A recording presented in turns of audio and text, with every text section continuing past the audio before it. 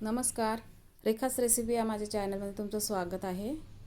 ही बघा, आज बनवली आहे हिरव्या दाण्यांची भाजी. तुरीच्या ओल्या शेंगा आहे, त्याचे दाणे काढून घेतले मी.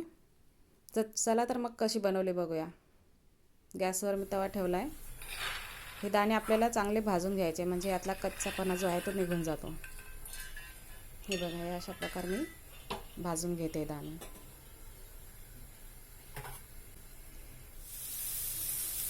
दाणे मी आता भाजून घेतले. हे थंडीच्या दिवसात आपण आवर्जून खाल्ली पाहिजे अशी भाजी आहे. त्यासाठी एक वाटण लागणार आहे. त्यासाठी मी कांदा कापून घेते आधी, दाणे भाजून होईल तोपर्यंत. हे दाणे आता चांगले भाजून झाले, मी मिक्सरच्या भांड्यात काढून घेते.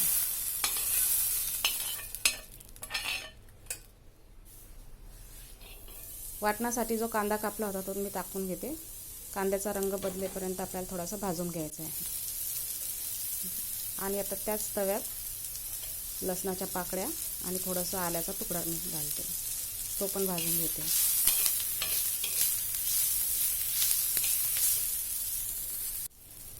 आता हे चांगलं भाजून झालंय, मी एका प्लेटमध्ये काढून घेते. याचं आपल्याला वाटून घ्यायचं आहे बारीक. हिरव्या मिरच्या 4-5 टाकल्या मी. तुम्हाला जर लाल मिरचीची पाहिजे असेल तर तुम्ही तशी बनवू शकता, पण आमच्या खानदेश आणि विदर्भ भागात हिरव्या मिरच्याचीच ही भाजी प्रचलित आहे. हिरव्या मिरच्या पण आपल्याला चांगल्या भाजून घ्यायच्या आहे, म्हणजे त्यातला कच्चापणा जो आहे तो निघून जातो. हे मी काढून घेते आता मिरच्या.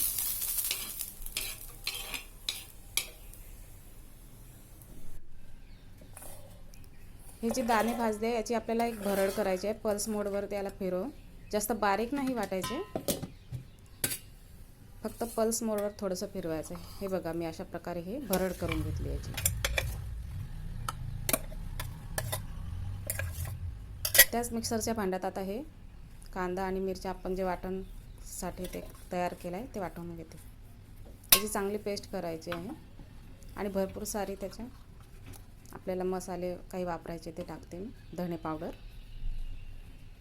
त्याचबरोबर थोडीशी हळद, अर्धा चमचा जिरं टाकते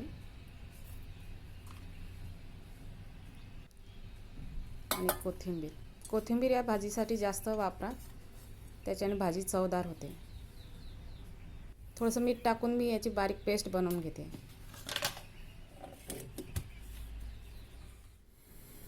एका बाजूला मी कढई गरम करत ठेवली आहे, त्यात तेल टाकला. आता तेलात ही पेस्ट आपल्याला फोडणी करायची आहे. मोहरी आणि जिरं हे चांगलं तडतडू द्यायचं आहे.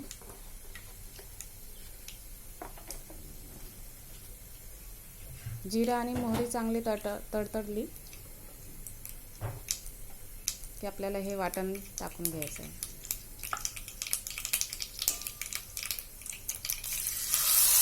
आता मी वाटलेलं वाटण टाकलं आहे. चांगलं एकजीव करायचं आहे. मसाला चांगला भाजून घ्यायचा आहे तेल सुटेपर्यंत. आता मी यात एक टोमॅटो टाकला आहे कापून.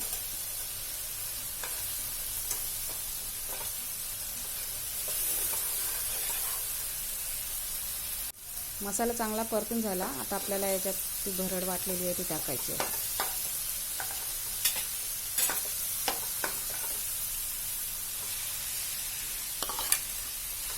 हे चांगलं एकजीव करायचं. आता आपल्या आवडीनुसार पाणी आणि थोडासा मी गरम मसाला टाकते. भाजी आपली तयार झाली. आवडली असेल तर लाईक, शेअर आणि सबस्क्राईब जरूर करा. थँक्यू.